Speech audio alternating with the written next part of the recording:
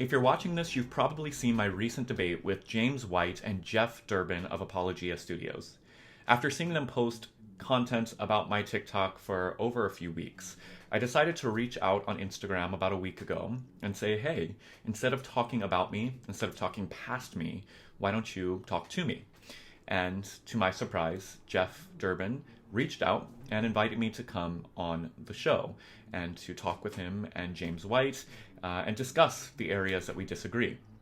Now, in our email exchange before the show was recorded, everybody was very cordial. It was made to sound like this was going to be a very respectful conversation about our disagreements. And when I showed up to do the debate on Tuesday, it started off that way. Before we hit recording, and even in the first few minutes of recording, James White was completely quiet, and Jeff Durbin was generally respectful, asking me to share my perspective. And then very quickly, unsurprisingly, the debate turned into a rhetorical match. James and Jeff are apologists, which is a very narrow section of Christian theological teaching that is meant to help folks defend the faith against other beliefs. And part of being a good apologist is being a good debater. And Jeff and James are great debaters. They know how to use words and rhetoric. They know how to throw out questions to get people riled up, to get people off their game, to confuse people. And I think anybody who watches the interview will see that over the hour that we discussed theology with one another, the two of them just kept going at me, throwing in different perspectives. And oftentimes when I tried to respond, I was spoken over, or you can't actually hear my responses. I'm not saying that I feel like everything was unfair, but I do feel like the debate did not give me the opportunity to clearly articulate some of the key differences between my progressive Christian perspective and their fundamentalist Christian perspective, which is what I want to do in the series of videos that I'm posting now. So over the course of the next few videos, I want to give you some more well thought out answers to some of the objections that James and Jeff raised during the debate that I either didn't articulate clearly or didn't feel like I had enough time or space to articulate. So with that said, let's dive in. Great. The law of Moses says that you can't have sex with a man, Brandon. No, it doesn't actually. Leviticus 18 is not a condemnation of broad, loving, consensual same-sex relationships. You're adding those words, but the text actually has rules there right before it. Has rules about, I want to give you something to shoot at. It has rules there, laws against having sex with relatives. It has laws against having sex with other men. It has laws against having sex with animals. Consider me a deceiver. The way that you are weaving around. Well, I'm laying it down to everyone here, so go ahead and take a shot at it. It's very simple. Leviticus 18 verses 1, 2, and 3 has God speaking and says, these are laws for the people of Israel. Do not do like they do in the land of Egypt. Do not do like they do in the land of Canaan. So what is happening? The list of commands that we have in Leviticus 18 are a list of practices that were apparently common in Canaan and Egypt. Do a brief study, please, historically, about whether homosexuality and homosexual relationships and the way that I'm advocating for them were common in Egypt or in Canaan, and you'll find, no, they were not. So and then we look at the context of each of those verses. And I think Leviticus 18:20 says, as you already quoted at the very beginning of this show, do not sacrifice your child to Molech, for this is an abomination. The next verse down is, do not lie with a man as with a woman, for this is an abomination. Then we go into bestiality. The context is these are practices that are taking place in Canaan and Egypt. We have no evidence that there was widespread consensual homosexual couples, relationships, families in those cultures, but we do have a preponderance of evidence of exploitative practices. You already know these arguments, that there were both relationships between those who were enslaved in ancient patriarchal cultures, where men were allowed to have sex with male slaves, and it was a way of asserting their dominance. We also do know, few and far between in Egyptian and Canaanite culture, we don't know that much about the ancient Canaanite culture, but there is some evidence that shows that there were temple prostitutions. There were sexual sacrifices made to appease gods and goddesses. So it seems, based on the culture, the historical analysis of Leviticus 18, that whatever's being referred to in verse 22 is not a broad condemnation of gay male relationships, because there weren't those with any frequency in ancient Canaanite or Egyptian culture, but instead, where we do see men having sex with other men are in exploitative and idolatrous circumstances. And it seems to me that that would be something that God would condemn. But you just admitted that we don't know very much. Obviously, you're talking about many, many thousands of years ago, so there's a very limited amount of information. Isn't it more relevant that in the New Testament we have apostles of Jesus Christ, and you may not even believe that these are words of Scripture. It's quite possible from what you've said. But when Paul writes to Timothy and he lays out the goodness of the law and he starts working through the 10 Commandments, when he gets the commandment against adultery, he specifically utilizes two terms, pornois, arsenokoites, sexually immoral persons, and arsenokoites. So here is an apostle, and he is now much closer to us in time than any research you might do in some type of, Egyptian sexuality was pretty wild. But so here's Paul, and he includes and he expands on that commandment, sexually immoral persons and homosexuals. So was Paul inaccurate? I'm sorry? That's an inaccurate interpretation of arsenokoitai. Okay, since it comes from the two Leviticus terms 18. that are used in Leviticus 18 and 20. Right.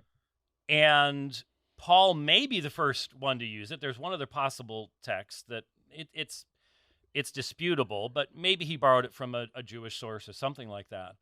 But it's what men do with men in bed. In fact, to quote the Leviticus passage, lies with a male as one lies with a female. So this is sexual intercourse. It has nothing to do with all the context around it. It is the actual act. So every place else where we would interpret Paul, it doesn't matter what other text it would be, we would look at the Septuagint first for the meaning of where he's drawing his theology and his terminology.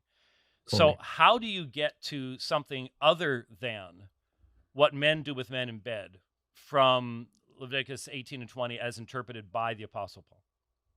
For me, this is the easiest question. You just heard how I understand Leviticus 18. I don't think Leviticus 18 is referring to all sexual relationships between men of all statuses, in all cultures, in all contexts.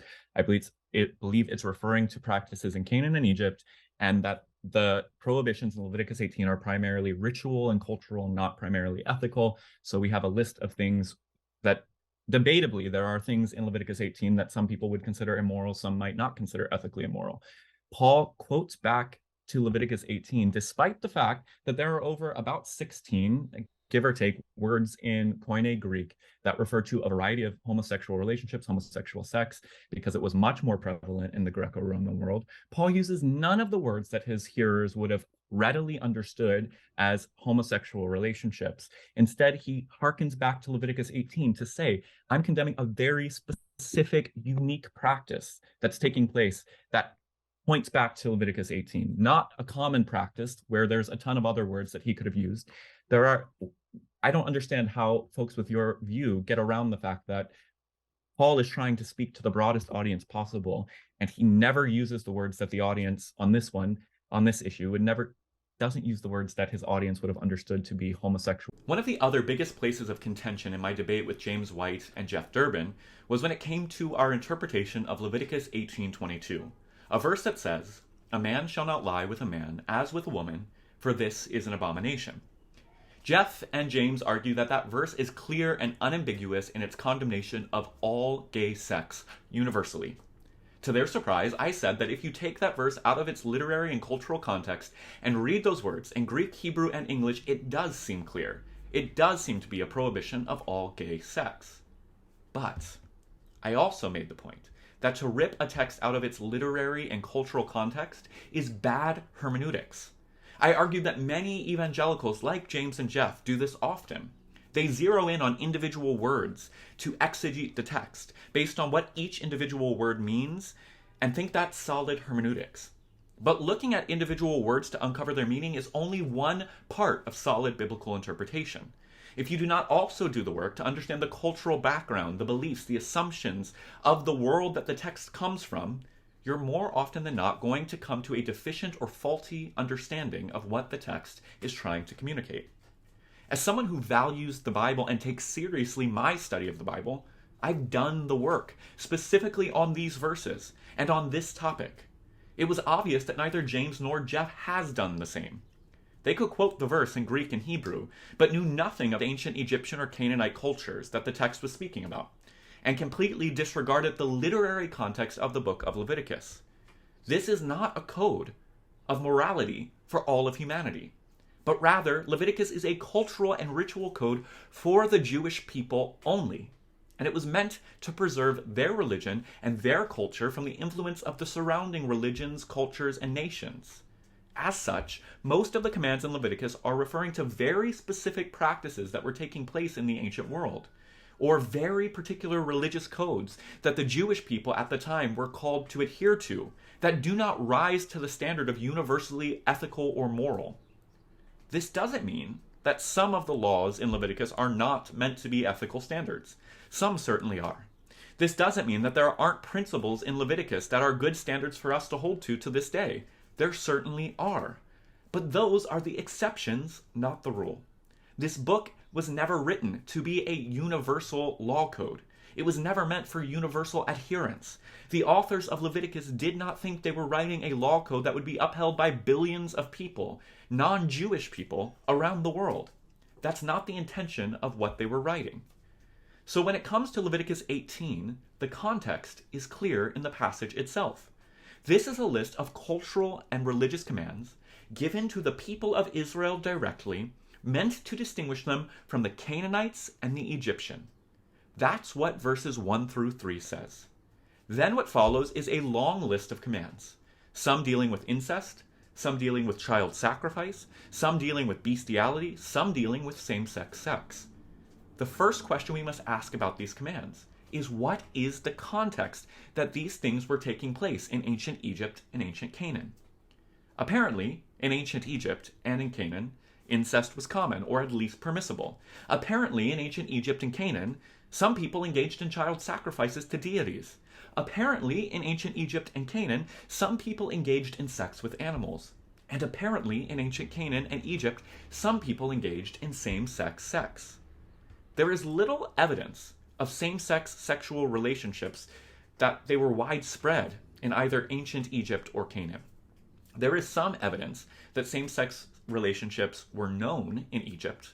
There's a tomb, for instance, that contains a picture of two men kissing, but scholars aren't sure what, if anything, that means, and what that actually suggests about what homosexuality looked like in ancient Egypt. What we do know is that in ancient Egyptian law, same-sex sex is condemned. In many of the nations that made up what was called Canaanites, we find similar laws. The only permissible same-sex sexual practice in these cultures was exploitative. If Egypt conquered a nation and enslaved its people, for instance, Egyptian men were permitted to have sex and to assert their dominance over the men that were enslaved. There is some evidence, though it is scant, that there may have been certain ritual practices in these cultures, where men may have engaged in sex with other men as a way to honor pagan deities as well. But beyond these two contexts, there do not seem to be any clear instances where same-sex sex was permitted in ancient Egypt or in ancient Canaan. So when Leviticus 18:22 is condemning the same-sex sex which was taking place in Egypt and Canaan, presumably it's referring to one of these two scenarios. It cannot be referring to loving consensual same-sex relationships because those were not widespread in those ancient cultures. They certainly cannot be condemning monogamous, committed relationships of LGBTQIA plus people that we have today, because those ideas and the idea of such a relationship was virtually an impossibility in those ancient cultures. So when we dig into the culture and context of this verse, based on the literary context of Leviticus 18, it becomes clear that the interpretation that one gets by just pulling it out of the text and reading it with modern lenses is implausible and incorrect. Leviticus 18:22 is not a broad condemnation of all same-sex sex. And even if it was, Leviticus 18 limits these laws to the people of Israel, in the land of Israel. They are not meant to apply to anyone else, based on what the text itself says. But to acknowledge this perspective, which does represent my understanding of the scholarly consensus of this topic in 2023, undermines James and Jeff's fundamental presupposed belief that being gay is wrong, and instead of doing the work, to study the culture and the context. They'd rather continue to assert that it is merely my lusts that have led me to twist the plain meaning of Scripture, which is patently false.